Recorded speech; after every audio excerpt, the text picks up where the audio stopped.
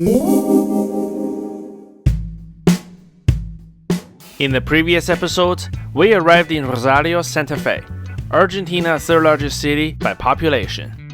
This is a city that needs to be explored very carefully, both because of the hidden architectural masterpieces that blend in with, well, not so impressive buildings, and being so-called a violent city as referred by media and foreign government agencies. Our exploration of Rosario resumes as I found myself standing by the mighty Rio Paraná, South America's second longest river. I admit that I didn't have a high expectation of interesting attractions Rosario offers, because I wasn't aware of any. Let me tell you, from this point on, I realized that I was so wrong.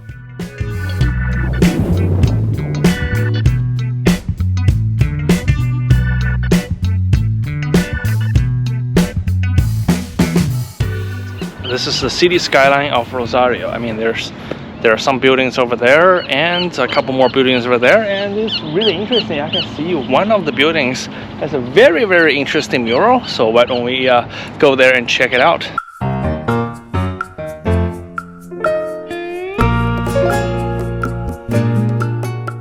I then go straight towards the mural in question by taking the more direct route along the Paraná River. I decided to head back into the city center area to see if there were more impressive architectures along the way. Guess what? Bingo! This is Plaza 25 de Mayo, the historic city center of Rosario. You spot many impressive buildings surrounding this plaza, including Rosario's main cathedral, as well as the historic city hall, Palacio de los Leones.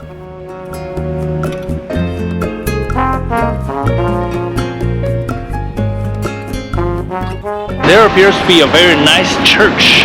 However, just like the ones in Cordoba, it kind of has very odd hours, so we'll have to come back later and to check it out.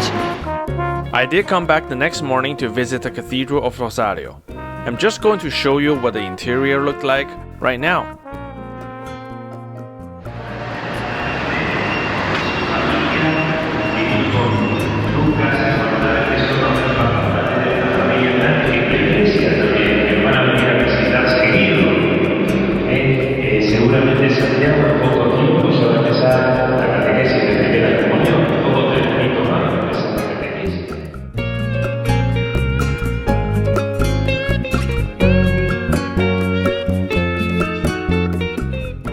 The interior is certainly worth checking out.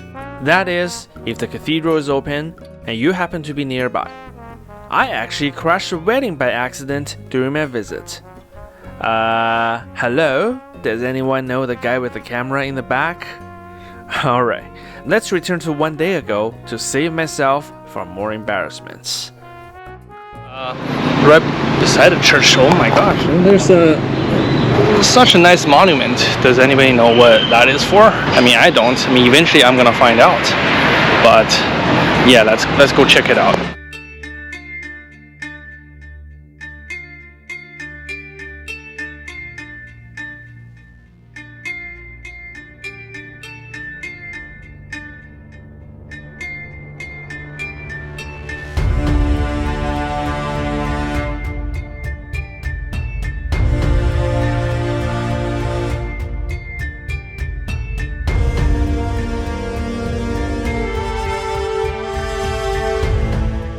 This enormous complex, El Monumento Histórico Nacional a la Bandera, commemorates the flag of Argentina, as well as its designer, Manuel Belgrano.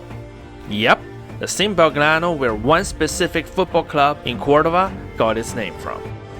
During the Argentine War of Independence, Manuel Belgrano, who was commanding the revolutionary forces in Rosario at the time, realized that the revolutionaries should use a different flag than the red and yellow one they were using at the time, which symbolizes Spain and was also used by the rebel royalist forces. On February 27, 1812, the new flag, which was consisted of light blue and white stripes, was first raised on the island right across from the monument in the middle of the Paraná River.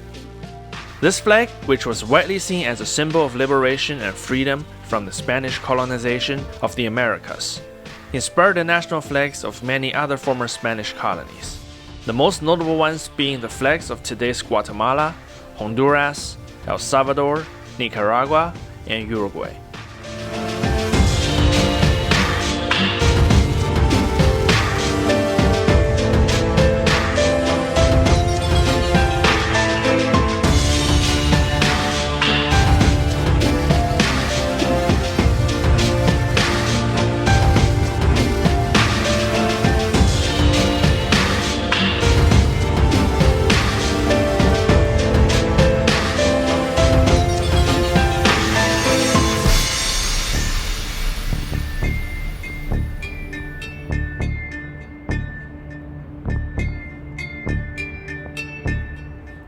Standing at 70 meters tall, the National Flag Monument of Argentina is not only an enduring landmark of Rosario since 1957, but also a manifestation of Rosario as a very important city in Argentina's history since its founding.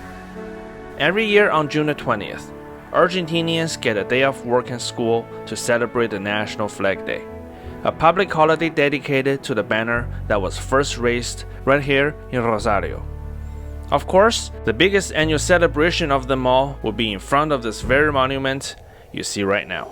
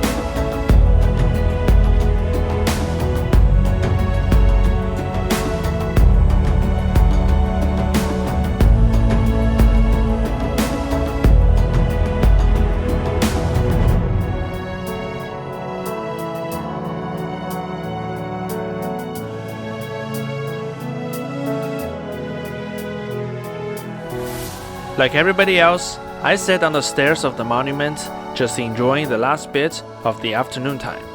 Then I noticed that there was another site that was also associated with the Argentinian flag and Rosario, but in a different way, right across the street. Let's go check it out. Yeah, even the sidewalks are in the color of Argentinian flags. Yeah, I guess I do not need to look up the web or find a guide to understand what this monument is. Chances are, if you have been following our adventure so far, you would know what this monument is for as well. I'll leave the link to the episode where I explain the war over Las Malvinas/Falklands in the description box. In short, young Argentinians were sent to fight a war that was pretty much a last-ditch effort for the military dictatorship at the time to stay in power. These young people fought and died under the same Argentinian flag that the whole nation is proud of today and celebrates every year. They did it not because they supported the military dictatorship, but because their country called on them. Oh, by the way, you wanna guess the codename for the invasion that started it all, which spewed the seeds for the eventual collapse of the military dictatorship? It's Operation Rosario.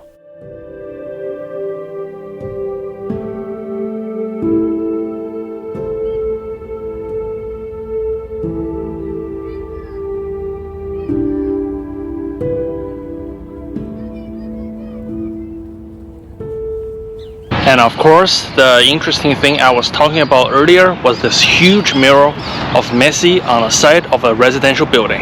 Yeah, I did a huge detour, never realizing that if you just follow the promenade along the Paraná River, you won't miss it.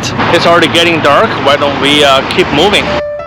Yeah, I didn't know what the situation would be like in Rosario after the sunset. After all, this city has a reputation of being a dangerous city even by Argentinian standards.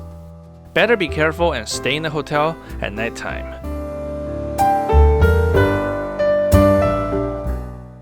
Well, the difference between Rosario and all the other cities is that after dark, the city is dark as well.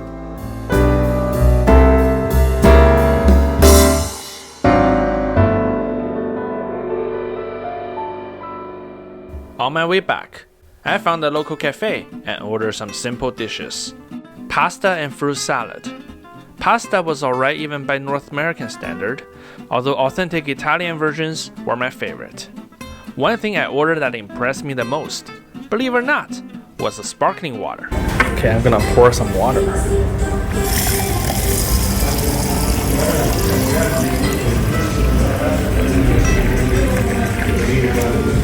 This is like 22nd century technology. Wow. I couldn't help but continue to marvel the relatively hidden, yet amazing architectures of Rosario on my way back to the hotel. When the crowd of this busy city starts to dissipate as the night curtain draws, it only became easier to pay attention and spot what I might have missed during the day. When I passed by one building, I realized that there is more stories to this city than meets the eye. Our adventure in Argentina's third largest city will continue from this particular building as we dig deeper into both the city skyline and some of the city's hometown heroes. What else will we see? Follow me to the next episode.